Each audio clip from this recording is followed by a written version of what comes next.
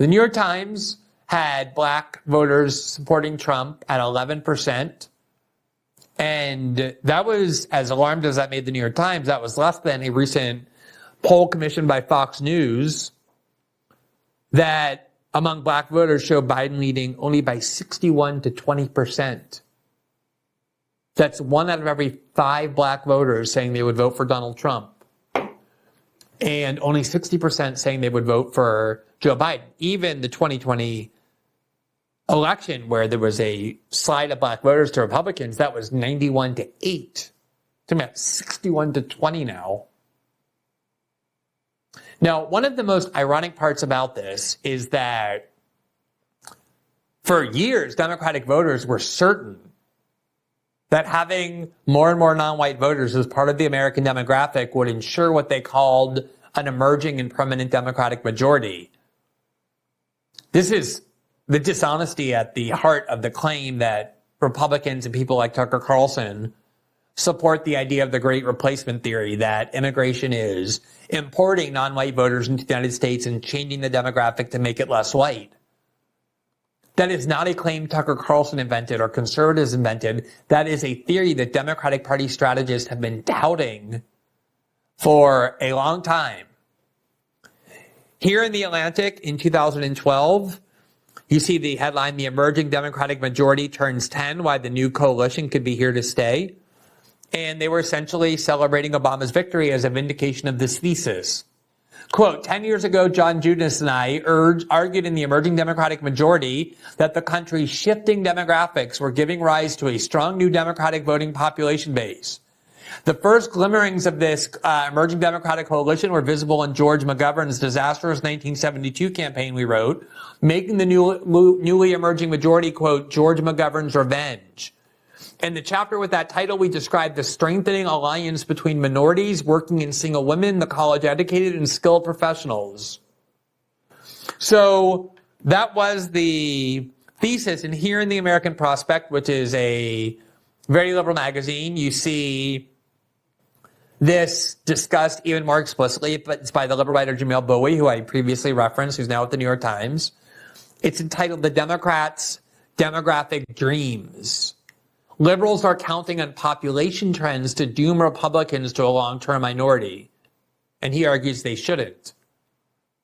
Now, he's describing here how it's the view of Democrats, not conservatives, not Tucker Carlson, not white supremacists, that one of the benefits of immigration is that it will make the country more non-white and therefore more amenable to the Democratic Party. That's their explicit strategy.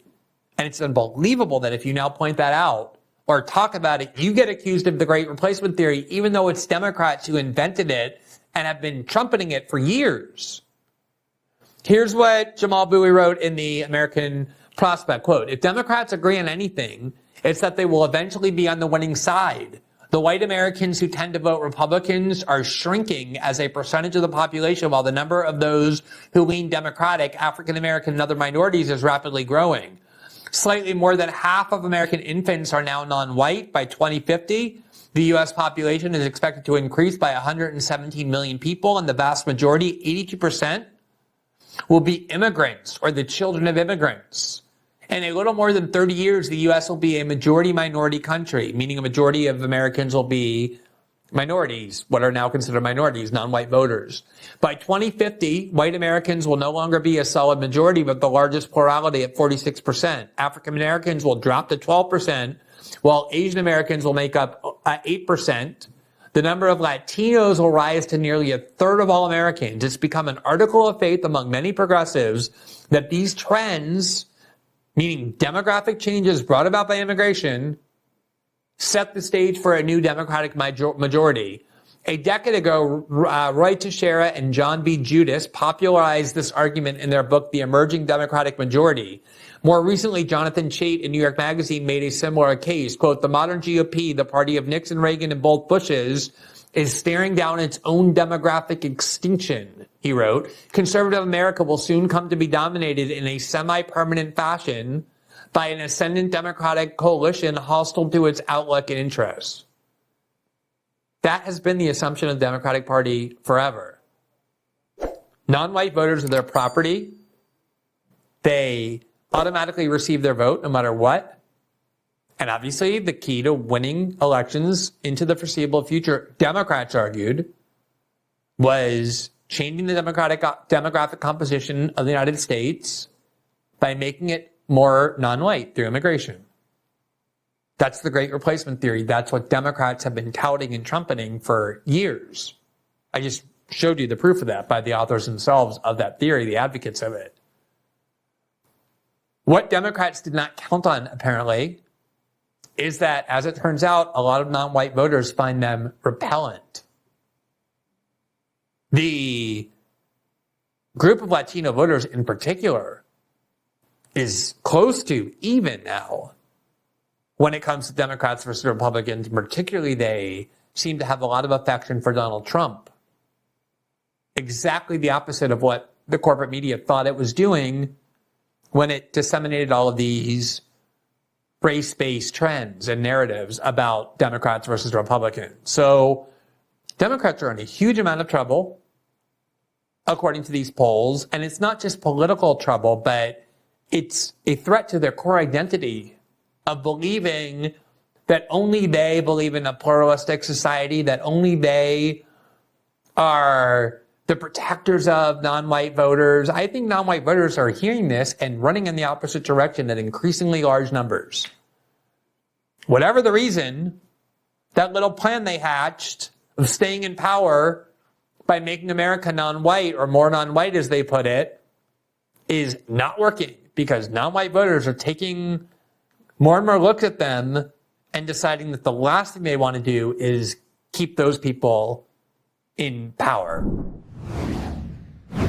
Let's dive into this new release of January 6 tapes. This was something that a lot of the people who were opposed to Speaker McCarthy were enraged by, the fact that he did, Kevin McCarthy, under a lot of pressure, release these tapes to Tucker Carlson, for Tucker Carlson and Fox to go through and report on, but he never made them all public.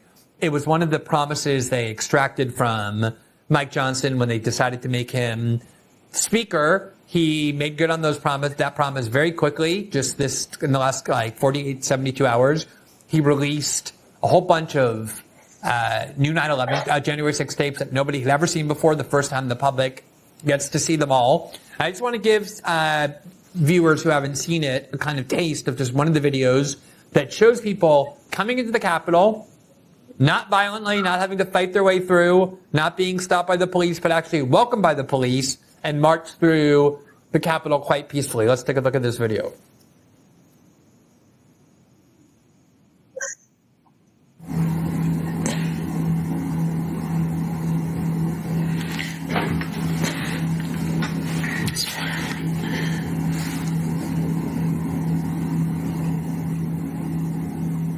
So you don't really obviously hear any audio, of course, but for people listening by podcast, you have these police officers standing on the side. You have Trump supporters who are marching into the Capitol. They're not in any way engaging in any violence. They're not being stopped. In fact, the police seem to be shepherding them in, escorting them in, walking them in. They're being very peaceful. They're walking slowly, walking without having to fight anybody. Some of them are just taking videos.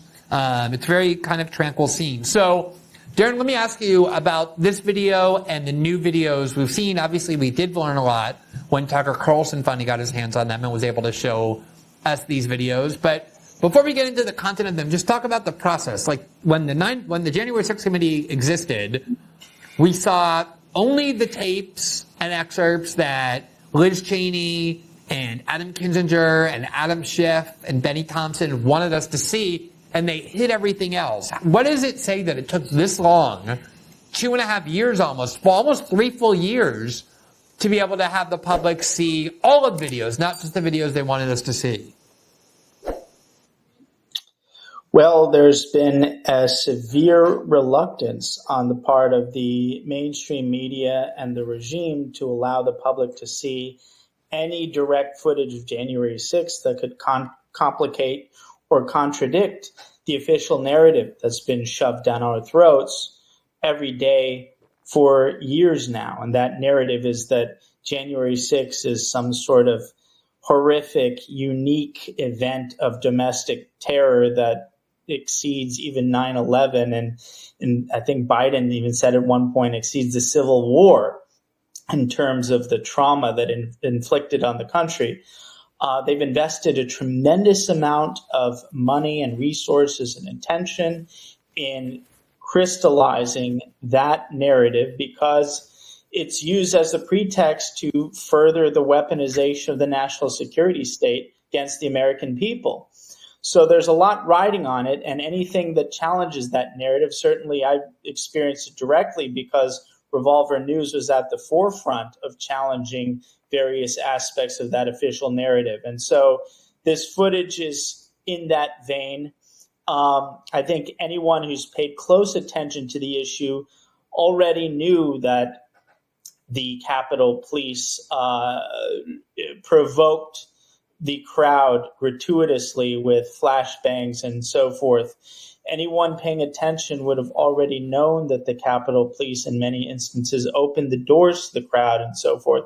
But developments such as this, where the footage becomes more widely available and at scale, like the full range of footage, it's very important because it reinforces the understanding that's already been out there by some of the researchers like we've been doing, Julie Kelly and others. And it allows the public to really understand what really happened, and the public that hasn't really paid much attention to it. And so I think it's very significant that this came out for a variety of reasons. And my understanding is there's going to be still more footage. So a lot of people who may not have paid attention to it, they see this video and they say, this is not what they've been telling me every day for years now. The amazing thing, too, is the role of the media. Obviously, the media paid enormous amounts of attention to January 6th. You could argue it's one of the 2 or 3 top stories to which they paid attention for obvious reasons since it happened. Usually when there's material that the government has relevant to a story the media is covering, one of the duties of media is to insist on transparency, to press for it, to ask for it, to complain that the government's not releasing it, and then ultimately to sue under Freedom of Information Act or other kinds of provisions that force the government to release it. That's one of the jobs of journalists by definition. And we were talking about this last week in the context of the shooting, the mass shooting at that Christian school by that trans woman who wrote a manifesto, killed 6 people, 3 of whom were 9-year-old students. The others were 60-year-old teachers who left a manifesto. Usually the media feasts on these manifestos, wants to get their hands on them so they can figure out what conservative pundits or politicians to blame for having caused the violence, to claim that the people that they were radicalized by this person or that person. And in this case, we haven't gotten the manifesto for 7 or 8 months. The Nashville Police Department, the FBI have had all sorts of obviously pretextual reasons why they can't release it, including claiming there's an ongoing investigation still to determine if there was a co-conspirator when everybody knows this person acted alone. There's nothing to investigate. They just don't want this leaking. And then we finally got a few pages through Steven Crowder, and they immediately detected, banned it from even being discussed. And in this case, you had almost nobody in the media doing things like retaining counsel. We retained counsel in Nashville. By that point, there were other lawsuits already pending, and they just told us you can repeat it, but these lawsuits are going to make their way through the courts, and now they are. But the same thing happened here with January 6th, a much bigger story. I don't think there were any media outlets trying to pressure the government to release the footage. Why do you think that is? Well, it depends what kind of pressure you mean. I think there are a lot of people who have been saying the full range of footage should be released to the public and not undergo any kind of process of mediation. Right. I'm sorry. I meant like media corporations, like large media corporations, like the New York Times, NBC, CNN have not been suing, have not been demanding. That's all I meant. Yeah. Right. Well, I mean, their vested interest is basically on the narrative that they'd already been promoting. And I suspect that they did have access to it. And based on that access, they selectively presented the footage that best solidified their narrative. And what's ironic about that is For instance, there was a very carefully curated video montage or short documentary thing the New York Times did called January 6th Day of Rage, in which in their full range of footage, they selected the clips that most darkly and ominously suggested a pre-planned attack on the Capitol. And guess who appears not once, but twice in this short montage is none other than Ray Epps. So before the New York Times was publishing fully dedicated puff pieces to Epps, they thought that his participation was so egregious that in the mountains of footage they had access to, it warranted 2 appearances in their montage designed to portray the narrative that this was a pre-planned event of domestic terrorism. So there's a lot of interesting twists and turns when you look into it. For sure. And I want to ask you about Ray Epps in a second. That was something I was planning on asking about, and I want to get to that in a minute. But before I get to that, there was violence on that day. There were clashes between protesters and police, as we've seen in so many protests of various kinds over the last, say, couple decades in the United States. And well before that, I mean, in the 60s, there used to be these kinds of protests all the time where protesters and police would fight against each other. So there was violence. There was some clashes between protesters and police. Some police ended up injured.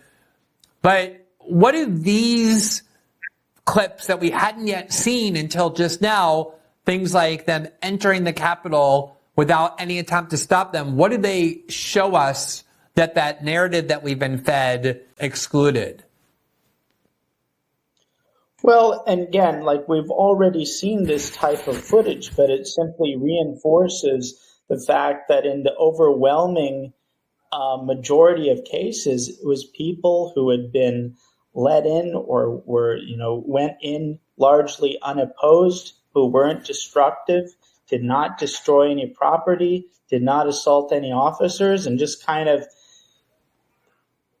went with the flow of what must have been a very surreal experience of kind of people just rolling through the Capitol and sort of taking pictures and marveling at how bizarre the whole experience was. And then they're out of the Capitol 5 minutes later in many instances. Then the next thing they know, they're treated like Osama bin Laden. I mean, I think that's the story of a lot of people who just kind of got caught up in the crowd psychology. But if the crowd is going in, the cops aren't opposing. In many cases, they're opening the door and fist bumping people and chatting with people and so forth.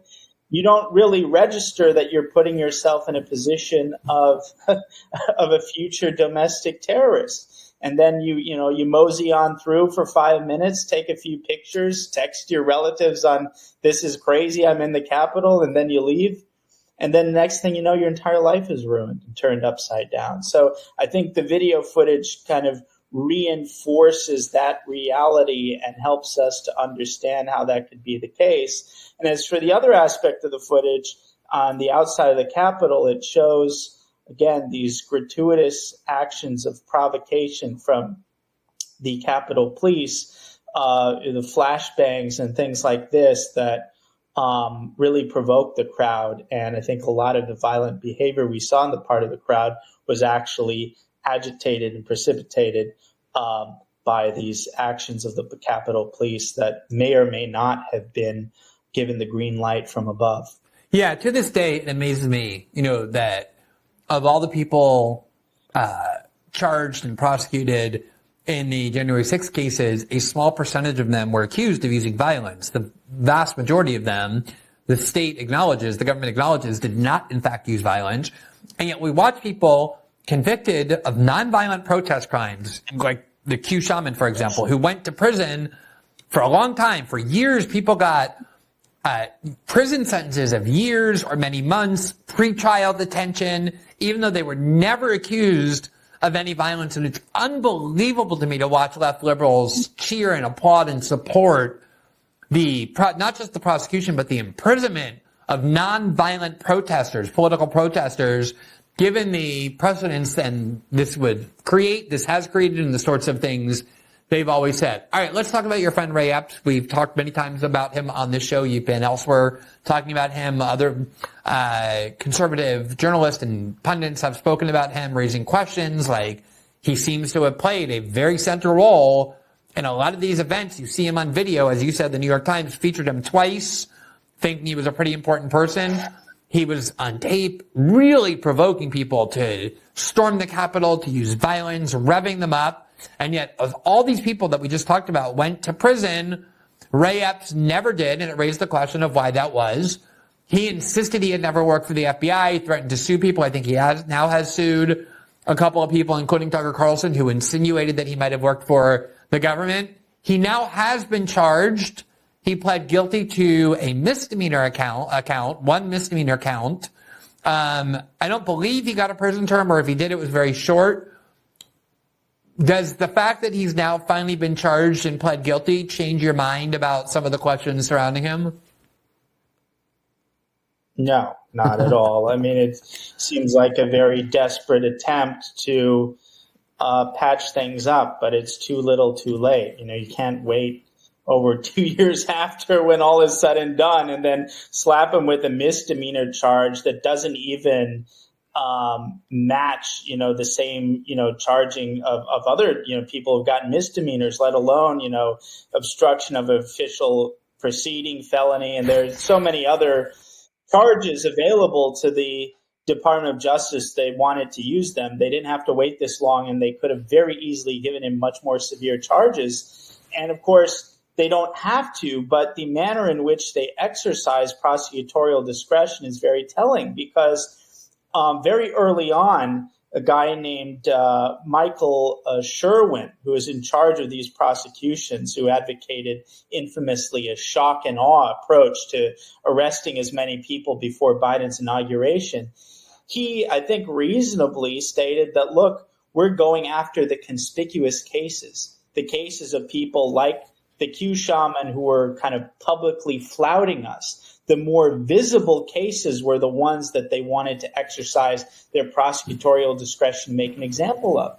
And Ray Epps was among the most visible, if not the most visible. He was one of the first 20 people put on the FBI's most wanted list. As I mentioned, of all the footage the New York Times could have chosen to reinforce their ominous narrative, they chose Epps. They chose him for a reason. He was a very public figure with a sort of made for TV, made for virality moment, saying we need to go into the Capitol. A guy, a former Marine in camouflage with a Trump hat, telling the crowds to go into the Capitol, who, by the way, people forget this, he was the former head of the Arizona chapter of the Oath Keepers, the most demonized and heavily prosecuted militia group associated with January 6th, other than arguably the Proud Boys. So with all of this stuff on paper, he would be exactly the kind of person they'd want to make an example of, and they had very easy indictments on him from the very beginning. And not only did they wait over 2 years to do a sham misdemeanor, which they warned him about in advance, in contrast to all the other people who've gotten the SWAT treatment of, the guns bursting down the doors at 3 a.m. They just said, oh, by the way, Epps, we want to inform you, you're going to get a misdemeanor charge now over 2 years later. And by the way, this charge, which, fits into the theory of these ridiculous defamation suits that he has. So it's all, so convenient for him. So the short answer is no. I don't think a misdemeanor charge over 2 years after the fact changes anything, but underscores how desperate the regime is to tie up loose ends when it's too little too late. Just to tie in quickly to something you were talking about earlier in your monologue, guess who the Ray Epps' lawyer, his representation for these defamation cases, guess who he's worked for and he works for now? Is it Media Matters? None other. Well, not quite, but close. David Brock? Yeah. Yep. So the fact that now David Brock is in, the orbit of Ray Epps as indirectly supporting Ray Epps' defamation suits, which at least until now, are technically just against Fox News, not against Tucker or myself, Right. although we feature prominently within the defamation suit. But yeah, it's pretty remarkable that that David Brock, a lawyer that worked for David Brock, who is of the law firm Perkins Coie, which in a variety of contexts sits at the intersection of the Democrats and the national security state, that this should be the individual to represent Epps. And I don't know whether Epps actually has to pay for him or whether it's pro bono or something else, but I'd be shocked if this is a major law firm in Washington and elsewhere. They played a major role in the interaction with Russiagate and the Democrats and the security state with Democratic Party voting suits of all kinds. It's an extremely expensive firm. I seriously doubt Ray Epps has the ability to pay for it. The way in which Ray Epps has been turned into a political cause, every single other person at 9/11, at January 6th rather, has been talked about as a Satanist, as you said, as like almost a member of Al-Qaeda or worse. And yet the media has defended Ray Epps so vigorously, as have Democrats from the very beginning. They went so out of their way to be able to charge everybody there with felonies. We've talked about before the way they had to stretch these precedents, use this Sarbanes act in order that was really designed to punish people who had done things like impede the Enron investigation by trying to turn this into some sort of interference with an official investigation to turn it into a felony, something that law had never intended to cover before. And yet they went out of their way to make sure Ray Epps got charged with a misdemeanor, even though his involvement was so much greater. Back in 2005, when I began writing about politics, there was no more hated enemy, more hated villain for liberal America than Bill Kristol. He was the leader of what was frequently then referred to as the Neocons. People who had no real partisan attachment. They began as Democrats and they moved as part of the war on terror to the Republican Party, knowing that the Republican Party would be more eager under the war on terror to fight the wars they wanted, to remove the governments of Iraq and Iran and Syria and their whole other warmongering list. And they became leading advocates of the war on terror, of the invasion of Iraq, of the invasion of Iran, of every regime change war that you could possibly imagine, ones that the U.S. ended up fighting, ones that they wanted the U.S. to fight but didn't. They're notable for all kinds of things, including ensuring that it's always other people's families who fight in their wars and die in their wars, but never them themselves, nor their families. We did an entire show on Bill Kristol, on the unique evil of this warmongering monster.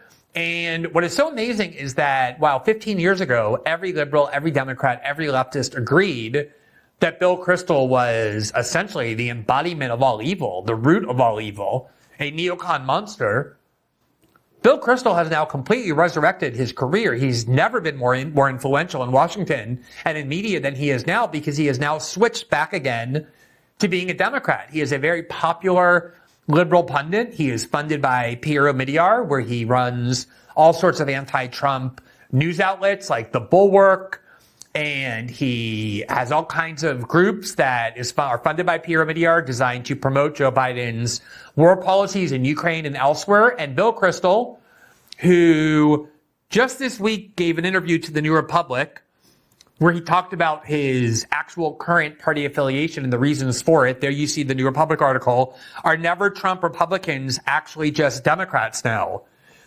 You may remember that these never Trump Republicans claimed that they were offended by Donald Trump, that they were still conservative, still Republicans. They were just against Trump because they wanted to protect and resurrect American conservatism and the Republican Party and its honorable tradition of Dick Cheney and George Bush and Ronald Reagan and Mitt Romney and John McCain. And now they've given up that pretense entirely because the people who buy their books and who fund them and who constitute their social media fandom are almost entirely liberals and Democrats. And no one wants to hear any pretenses that they're really still Republicans. They don't want to ever hear any criticism of Joe Biden. So they basically have turned themselves, as the New Republic headline suggests, into just ordinary Democrats now. That's what they are. They're Democratic Party pundits. And you see the subheadline there, some are already hardcore progressives. And pollsters, politicians, and analysts from both parties say it may be a matter of time before the rest switch parties too. So all the people that we were told were the real villains of international affairs and American politics, these wretched, deceitful, bloodthirsty neocons, aren't just anti-Trump and haven't just been anti-Trump from the beginning. And it's really worth asking, why are they so anti-Trump and why have they been so anti-Trump? But they've now become Democrats because they believe that the Democratic Party is the best vehicle to advance their ideology that has not changed at all.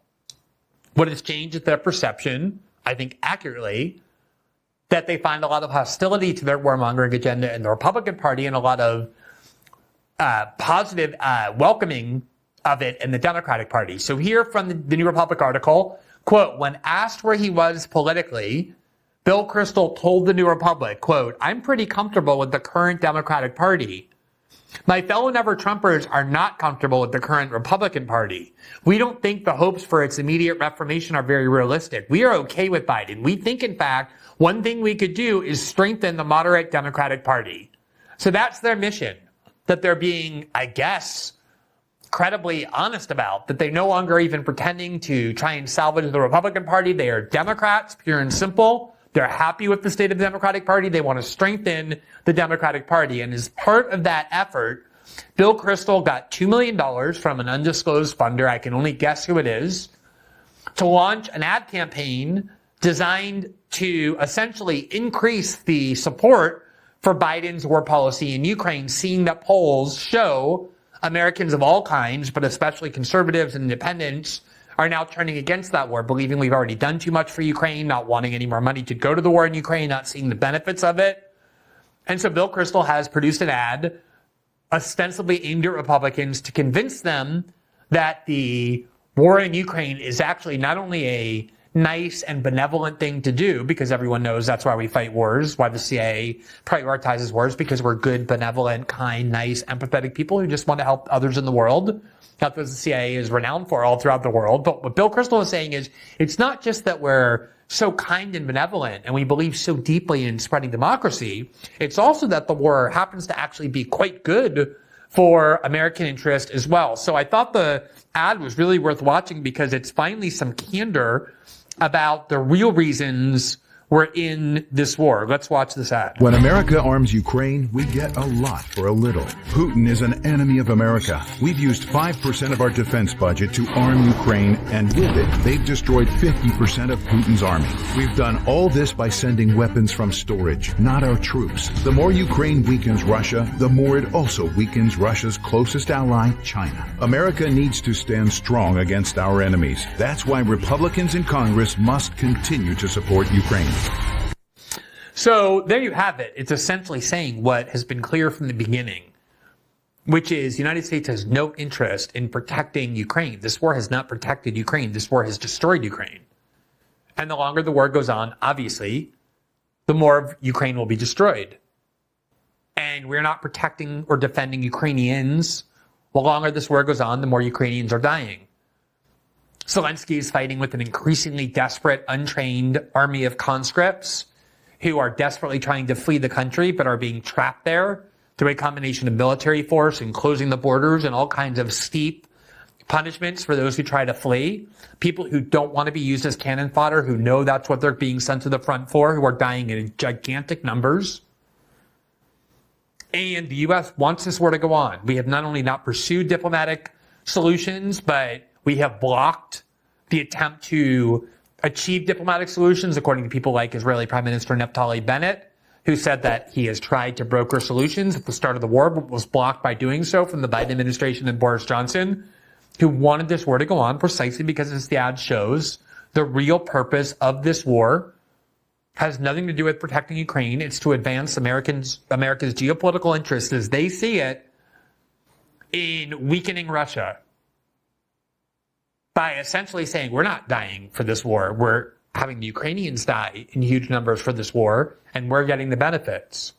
Now, again, I still question, in what conceivable way does the United States benefit from weakening Russia? How is that a benefit to the United States, one that's worth tens of billions of dollars or hundreds of billions of dollars, or sending huge numbers of young Ukrainian men to die for in a war.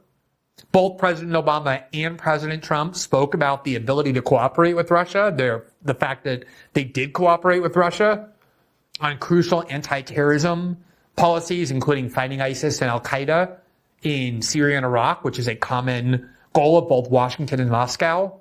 They have cooperated in all sorts of other ways. And yet it was really only after 2016 when American elites needed a villain to blame, and they decided they were going to blame Vladimir Putin and Russia, and liberals started feeding on this nonstop anti-Russia discourse to drum up their hatred and anger and contempt and desire to avenge what they believed are the crimes of Vladimir Putin. Only then did Russia become this country who we were supposed to go and destroy.